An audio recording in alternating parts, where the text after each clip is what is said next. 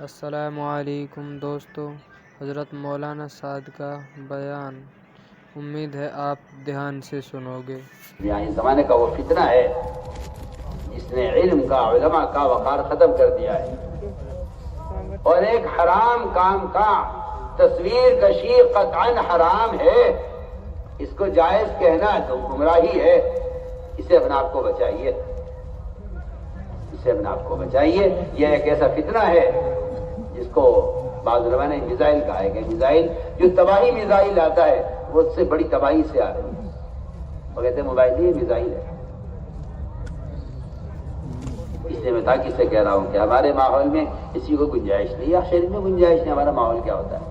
شریعت نے انکار کر دیا، فرمایا ہر مصور جہنم میں جائے گا۔ آپ کو معلوم ہونا چاہیے جن لوگوں کو اللہ والوں کی تصویر لینے کا شوق ہے، جن لوگوں کو اللہ والوں کی تصویریں لینے کا شوق ہے، ان کو یہ بات معلوم ہونی چاہیے کہ اللہ والوں کی تصویروں سے ہی دنیا میں بت پرستی شروع ہوئی ہے۔ جی ہاں، معلوم ہونا چاہیے سب کو۔ تصویروں کی دنیا میں ابتدا کہاں سے ہوئی ہے؟ بتوں کی پوجا کہاں سے شروع ہوئی؟ بتوں کی پوجا کہاں سے شروع ہوئی؟ معلوم ہونا چاہیے نا۔ اتنے دنیا کے اندر بت پوجے جاتے ہیں، کروڑوں کی تعداد میں، کہاں سے آئے، کہاں سے شروع ہے؟ یہ دیکھو عجیب حالت ہے، جہاں آواز سنتے ہو ادھر ہو جاتے ہو۔ میں کچھ کہہ رہا ہوں، ادھر دیکھو نا میری طرف۔ یہ تو شیطان ہے جو چیخ رہا ہے، تم بھی شیطان بن جاؤ اس کے پیچھے۔ بت پرستی کہاں سے شروع ہوئی؟ یہ معلوم ہونا چاہیے۔ بت پرستی شروع ہوئی ہے اللہ والوں کی تصویروں سے۔ نوح علیہ السلام کی قوم میں 5 جنے بزرگ تھے۔ شیطان نے مشورہ دیا آج کل کے شیطانوں کی طرح کہ ان کی تصویر بناؤ بزرگوں کی۔ شیطان نے آج کل کے شیطانوں کی طرح مشورہ دیا نوح علیہ السلام کی قوم کو کہ اپنے بزرگوں کی تصویر بناؤ، ان کی یادگار رہے گی۔ ان کی تصویریں بنی۔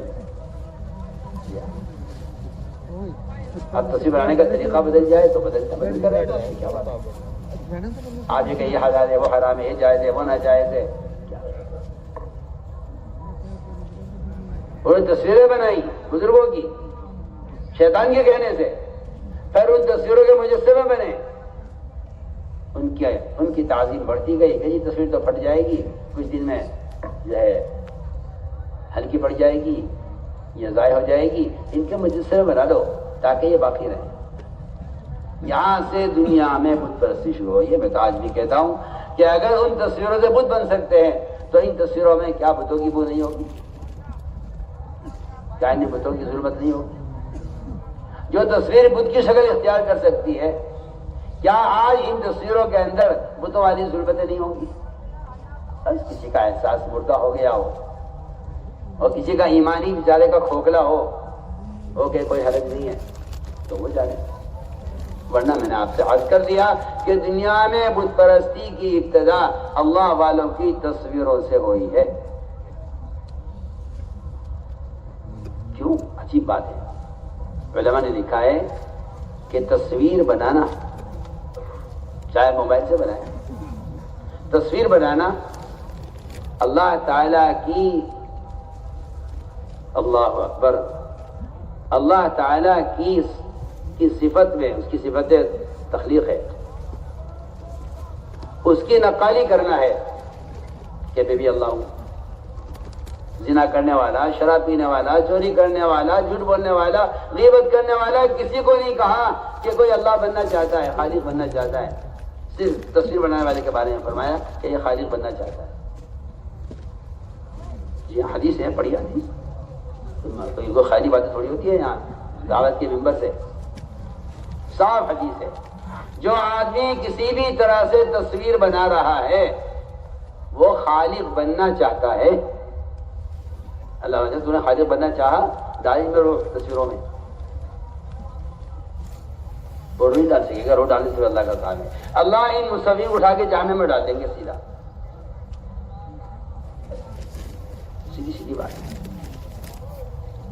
یہ لکھا مولانا جو ہے بدر عالم شمس تجوان سننا میں تصویر کشی پر یہ لکھا ہے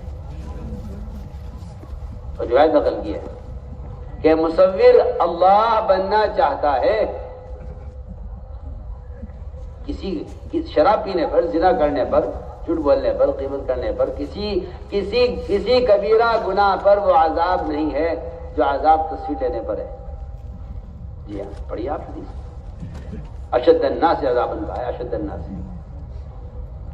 ابن عباس کے پاس ایک آدمی آیا، آ کر کہنے لگا کہ جی میں آپ سے ایک مسئلہ معلوم کرنے آیا ہوں۔ وہ زمانہ جاہلیت کا زمانہ، کفر کا، وہ بیچارہ کبھی زمانے جاہلیت میں اس کا کام ہوگا تصویر بنانا، تصویر بنایا کرتا تھا۔ اس نے آ کر مسئلہ معلوم کیا ابن عباس رضی اللہ عنہ سے کہ جی میں اسلام لے آیا ہوں، مگر میرا جو طریقہ ہے، میرا جو پیشہ ہے، میری جو آمدنی کا ذریعہ ہے وہ تصویریں بنا بنا کے بیچتا ہوں، اس کے مجھے پیسے ملتے ہیں۔ یہ اس نے کہا کہ جی میرا تو کام ہی کچھ نہیں، اس کے علاوہ میں کیا کروں، میرا دھندا یہی ہے، میرا پیشہ یہی ہے، مجھے اس کے علاوہ کچھ کرنا بھی نہیں آتا۔ ابھی بچوں کو پالنے کے لیے میرا کام یہ ہے کہ میں تصویر بناتا ہوں، ان تصویروں کو بیچ کر جو پیسے آتے ہیں اس سے میں اپنی گزر بسر کرتا ہوں۔ کیونکہ یہ بات بالکل طے شدہ بات ہے کہ تصویر کا بیچنا بھی حرام ہے، اس کا خریدنا بھی حرام ہے، اس کی آمدنی بھی حرام ہے۔ سن لے کان کھول کے بھی کیا بول رہا،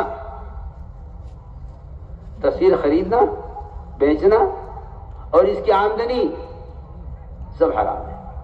جس طرح شراب کا بیچنا بھی حرام، خریدنا بھی حرام، پینا بھی حرام ہے۔ جو پیسے اس کی بیچ کر پیسے آئے ہیں وہ بھی حرام ہے۔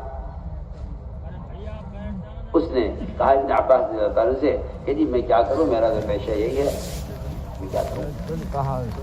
انہوں نے یہ نہیں کہا بھائی مجبوری ہے، حالات ہے، آج کل کی زمانہ بدل رہا ہے اور مجبوری ہے، آؤ بھائی بیٹھ کے سوچ لو، بھائی پریشانی آ رہی ہے مسلمانوں پر، آ جاؤ بیٹھ کے ذرا غور کر لیا جائے اور بیٹھ کر سوچ لیا جائے، چلو فلاں کے مذہب پہ عمل کر لیا جائے، فلاں کے مذہب پہ مسئلہ بتا دیا جائے۔ یہ وہاں یہ کچھ نہیں ہوتا تھا، وہاں یہ تو زمانے میں ہوتا تھا۔ مجبوریوں کا دین کیا، کافروں کے تابع کر دو دین کو اور کہتے رہو ہاں ہم دیندار ہیں۔ انہوں نے یہ نہیں کہا مجبوری ہے۔ ابن عباس نے بتایا کہ تصویر کی آمدنی حرام ہے۔ کیا کہا اس نے؟ تصویر لینا تمہارا، بنانا تصویر حرام ہے۔ وہ تو سنتے ہی اس کی تو دل کو اٹیک ہو گیا اس کے، اور وہ لمبے لمبے سانس لینے لگا، جو روایت ہے میں آپ کو نقل کر رہا ہوں۔ اور اس سے تو پریشان، اور اس پہ اتنا بوجھ پڑا کہ وہ لمبے لمبے سانس لینے لگا۔ وہ کہ جی میں تو ہلاک ہو گیا، میں کیا کروں، کوئی گنجائش ہے؟ نہیں، کوئی گنجائش نہیں ہے۔ آپ کا عمل بھی حرام ہے، آپ کی آمدنی بھی حرام ہے، آپ کا تصویر بنانا بھی حرام، بیچنا بھی حرام، خریدنا بھی حرام۔ سنیں موبائل والے، سنیں میں کیا بول رہا ہوں۔